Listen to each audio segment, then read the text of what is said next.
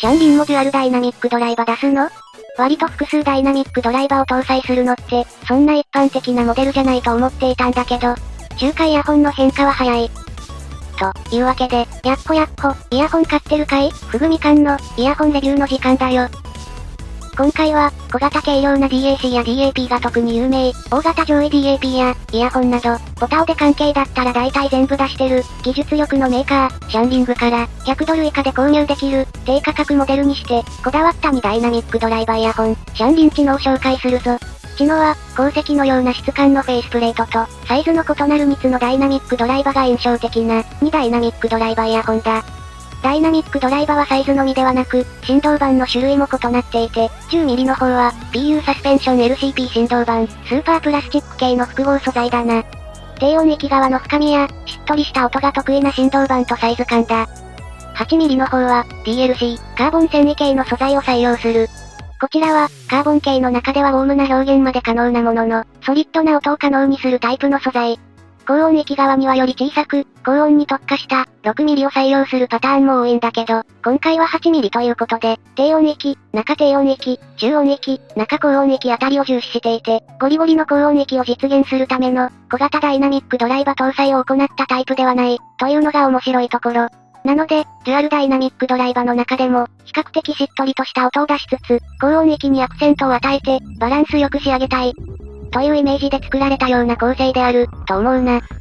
これは、DAP も発売しているブランドのイヤホンによくある印象なんだけど、イヤホンの方は、無難に何にでも対応できるバランスでありながら、その後、そのイヤホンならではの特性が変わるようなイヤホンか、あるいは、本当に個性を削ぎ落として、DAP との組み合わせでいかようにもなるような作りのイヤホン、というのが多い印象。今回の知能がどんな個性を見せてくれるか、そもそもドライバ構成は個性的なんだけどな。でも、こういう個性的な構成を採用しておきながら、チューニングでねじ伏せちゃうタイプのブランドもあるので、実際に聞いてみないと最後までわからんもんだぞ。今回は、ここまで話してきた概要部分、ケーブルとイヤピの品質について、軽量で印象の良い、フェイスプレートのついた本体への言及。プラグ交換周りの仕様と、別売アフターパーツ。そして、音質といった具合に触れていこう。まず最初に言っておきたいのが、この価格帯では追加出費が必要品あることも多い、ケーブル、及びイヤーピースが、追加出費不要なくらいのものがちゃんとついてくる点。最近は、一重に1万円クラスといっても、本体に集中しすぎて、付属品がおざなりな仕様になっている場合も多い。一方で、最近は付属品までこだわったモデルも登場してきているものの、知能ほどしっかりとしたものを付属させているものは少ないだろう。知能のケーブルは、一見しても同等グレードの製品と比べて、分厚い洗剤となっており、同価格帯の製品と比べて優秀なのが一発でわかる仕様。そのため、ケーブル関連については、追加出費は必要になる場合があるものの、基本的に、このケーブルでポテンシャルはしっかり発揮できる。追加出費が必要な場合、という部分については、後述のプラグの拡張性についての部分で触れよう。そう、プラグ交換が可能な仕様になっているんだけど、別売なんだ。ケーブルだけでなく、イヤーピースも2種類が付属。どちらもちゃんとした仕様のイヤーピースで、使っていて違和感は少ない。よっぽど、これじゃないと嫌なんだ、というくらいの定番イヤピを持っていない場合は、とりあえず付属品でなんとかなっちゃうぞ。なので、付属品については、後述する拡張パーツを購入する必要がある場合があるが、この価格としては十分なものがついてくる、と思ってよい。本体のポテンシャルを、別売ケーブルを組み合わせなくても発揮できる優秀な仕様となっている。もちろん、本体の方も良い印象だ。知能は基本的に樹脂シェルで作られていて、フェイスプレートの密質感が異なっている。金のバンパーパーツに見える部分は、実はレジンの下側に埋め込まれていて、他社の明らかに部品の境界になっているメッキパーツとは異なる質感。その奥には、金属を含む鉱石のような、キラキラとした、鉱石の断面のようなフェイスプレートが広がっている。価格以上にこだわりを感じる部分で、全体が濃いスモークの樹脂製の知能に、アクセントを与えるデザインとなっているぞ。本体自体は、2ダイナミックドライバとしてはかなり小型にまとめられていて、なおかつ、全体が樹脂製のため、余計な重量を持たない。ベントは後方側面に一つ。中の上くらいの音漏れの少なさだ。端子部分は真っ黄ららで互換性の多い、フラットな2ピン端子。付属品を差し込んだ時もスムーズで、精度は高いと感じたな。重量が軽く、一般的な形状で、なおかつ小型なので、ほとんどの場合で耳に問題なく対応できる。2ダイナミックドライバなので、小柄な耳の人には向いていないのかなと思ったんだけど、そこは大丈夫そうだ。付属品も高品質で、印象の良い知能なんだけど、実は、ケーブルはプラグの交換も可能となっており、4.4mm バランスプラグと、USB-C の DAC 入り端子を、それぞれ交換することが可能となっている。あれ？パッケージに同梱されてない？そう、今回は他社と互換性のない形状のプラグ周りになっているんだけど、このプラグ周りは追加購入オプションとなっている。価格は、4.4mm プラグ、USB-C プラグともに2000円となっているぞ。個人的には、4.4mm バージョンも選択できるようにして欲しかったけど、このようなプラグの互換性やオプションは、初心者を混乱させる可能性があり、最初価から 3.5mm のみを初期仕様にしつつ、他を別売にすることで、価格を抑えつつ、初心者の選択ミス事故を防ぐのが目的なのかな？今回はオプションプラグも届いているので、僕の視聴環境のフルスペックが利用できる、4.4mm タイプもテストした。また、スマートフォンなどに直接つなげたい人には、USB-C プラグも需要がありそうだ。プラグは、端子をねじ込んだ後、ネジを使って、さらに固定するタイプ。突然すっぽばつけて紛失。という事故が起こりにくいので、デザイン含めありだと思うな。4.4mm や USB-C で使いたい人には、ケーブル、もしくはこの純正端子オプションの購入が必要、という点には注意しておいてくれ。さあ、そんなわけで、ようやく音質の話に入れる。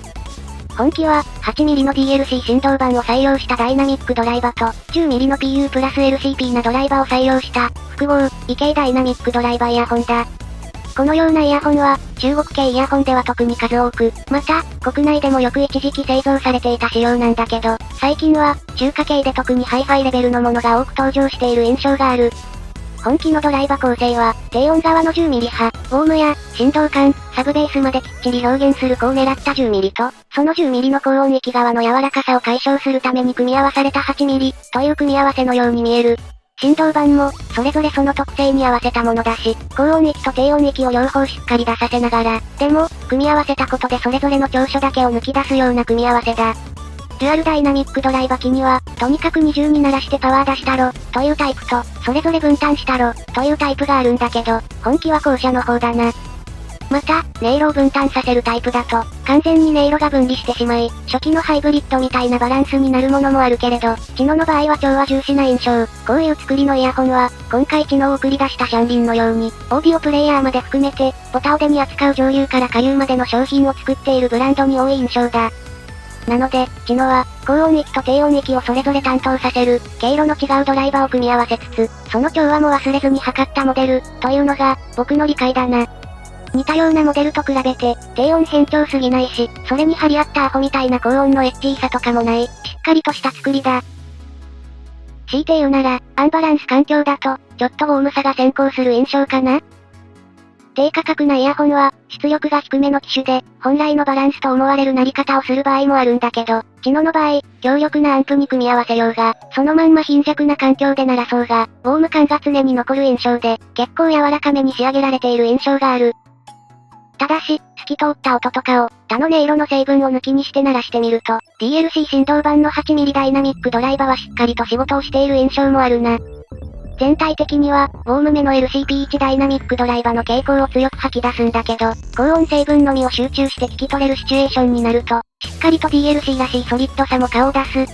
といった印象だった。かなりウォームなんだけど、空間には適度な距離感があり、ホールのような密閉空間で響いているような印象。音の出所は近く、壁は遠め、ただし、完全に密閉された室内、といったバランスとなっている。ボーカルよりも、ベース側がちょっと強めかな？ただし、高音や低音を飲み込むほどデタラメな低音、といったわけでもない。ウォーム感がかなり強いので、できれば、4.4mm バランスアップグレードが必要かも。これは完全に好みなんだけど、分離感はかなり抑えられていて、他社の分離に慣れていると、ちょっと音が優しいかな。という印象もあった。ただし、どこぞの低音バカみたいに全てのレイヤーの上に低音がマスクする。みたいな大惨事になっていないので、かなりウォームで、スムーズに各音色が連結しているデザイン、という印象かな。ある程度音量を高めに聞いた方が印象は良さそう。ボリュームを上げても、刺さりやすいソリッドな女性ボーカルでも全く不快感なく、音圧が高まる印象。僕は小さな音量で聞く上にソリッドな音が好きなので、大音量で聞いた時に、他のイヤホンより音質が高まる印象のあるイヤホンだった。外部からの音も遮断できるので、音量を上げすぎないように気をつけながら、温かみと重みのある音を楽しむ時に向いていそう。刺激感が少ないので、ついつい音量が上がっちゃう1台だったな。破殺音や、やりすぎな分離感は苦手だけど、かといって全体がもっちゃりして欲しいわけじゃないんだよ。という人におすすめしたい1台だぞ。こんなところだな。メーカーシナらしく、お行儀の良い印象だったんけど、むしろこちらにボリュームノブをひねることを誘ってくる、結構悪いイヤホンだった。2ダイナミックドライバは、1ダイナミックドライバと同様、メーカーの癖や思想が出るので、面白いイヤホン群なんだけど、今回は特にその傾向が強いように感じたな。おっとりしているように見せかけて、要求に応えてくれるタイプなので、長く相棒にできる人は多いはず。といったところで今回はここまで。